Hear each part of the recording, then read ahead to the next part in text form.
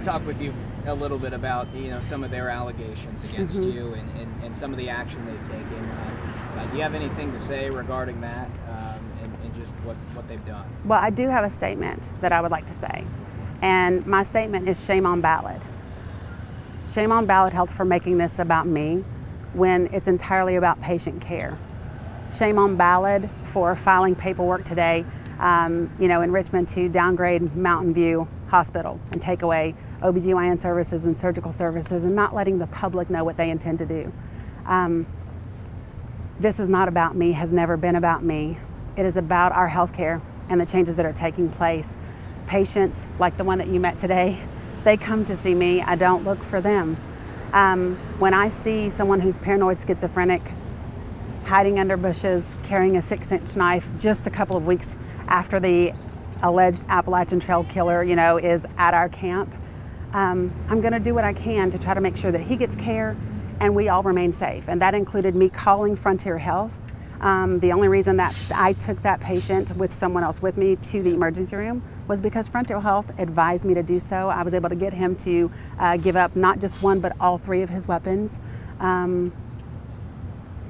Again, if you want it in the most concise form that I can give it to you in, is shame on Ballad Health. Yep.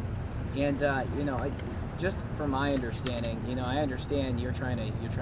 It sounds like you're trying to help these folks that might be coming through here and everything like that. But why even give up your time in the first place to come out here, protest this, and also help some people you find along the road here that end up coming to you?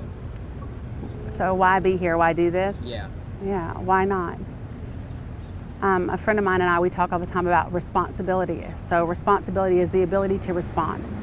And if you have the responsibility to speak for those who can't, if you have the ability to, make positive change and impact human life in an empowering and a better way, why not? I think that would be the better question to ask is, why would you not? In the letter they sent out today, they're alleging that you've been disruptive to patients and team members on the staff. Do you feel that's true? Well, obviously I don't feel that's true. What I will say is that my presence in the hospital is disruptive, right? But not because I'm behaving disruptively. It's because Ballad Health has created an environment where employees feel threatened if they engage with me, if they speak with me. I mean, they have fired employees for liking my lives or making comments on my lives that they consider to be negative or disparaging to the company. So if staff is fearful when I'm present in the hospital, it may be because Ballad Health has created an environment where they feel like they need to be scared if they are seen engaging with me on any level. Not that I instoke or invoke fear in them. Gotcha. I'm trying to think here. Is there anything else you'd like to say about the whole situation, just in general? Is there anything that you think can be done between, your group of protesters and Ballad Health moving forward to put an end to all of this? Well, what I think is that if you have over 23,000 signatures from people in your local service area, and your motto is, it's your story and we're listening, and yet you have yet to engage with any of us out here in terms of finding a solution, I don't know that you're listening, and I don't know that you desire to listen, right? I think that the avenues for success come from the state Attorney General's office, from the Department of Health in both Virginia and in Tennessee. They are the folks that are charged with active supervision. They are the folks that are charged with overseeing this COPA to make sure that it is a fact, a true advantage to the public. And if that can't be done, then it is their responsibility to ensure that appropriate action is taken to correct that measure. And I have yet to see that happen. And when you have experts in the community like Dr. Fowler, Dan Polgares, and John Sire saying, hey, you all might want to consider holding off on the merger of assets. You all may want to consider some different options here. Then I think that those are voices that need to be listened to. I'm not a healthcare person. I'm not an attorney.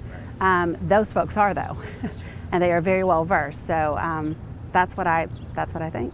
Even if they say it's moving forward, regardless of anything, is there a way we can make this work? Or the two parties can make it work. Well, I don't know what you mean by make this work. So when you say when it's moving forward, what do you mean? So if they say the changes are moving forward anyways, and they're going to move forward, you know, is there anything going forward that can remedy this situation, or are you gonna continue to be out here and make your voice heard? Yeah, so what I hear you asking, correct me if I'm wrong, is that if they say they're going to go ahead and make the changes, am I willing to still be here and stay here? Or is there anything that will make me pack up and go home? That's what I hear. Essentially, yeah. Yeah, that's what I heard. Because that pack up and go home and solution aren't necessarily the same thing, Yeah. right?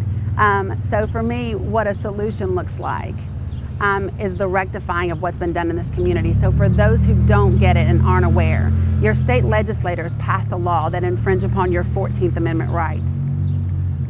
Do you understand that? How familiar are you with SB 0994? Not completely familiar. So let me tell you what they did. They passed a law.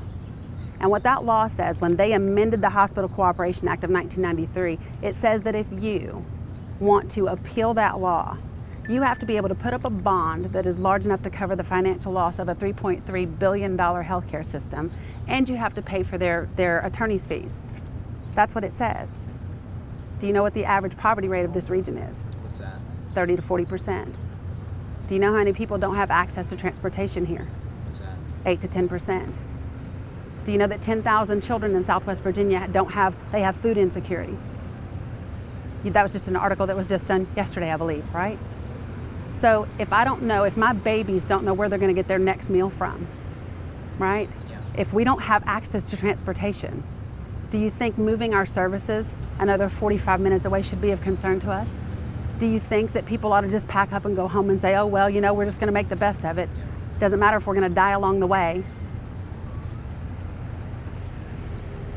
That's what this is about. It is not about me. I know that a lot of people would like for it to be about me.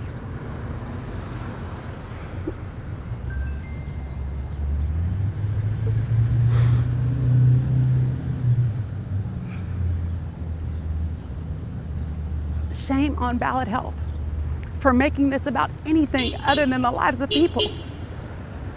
And I don't know why everybody doesn't get that. Babies matter. People matter. Opioid addicted people matter. Mental health patients matter. I mean, Mountain States Health Alliance and ETSU joined up to prevent a clinic from opening here, but they claim we need so many more services. We needed them then when they were opposing them. We need them if it's their competition. And we need to find more economical ways to make consolidations that don't come at the expense of people. That's what this is about. Is there anything else you'd like to add? Mm-mm.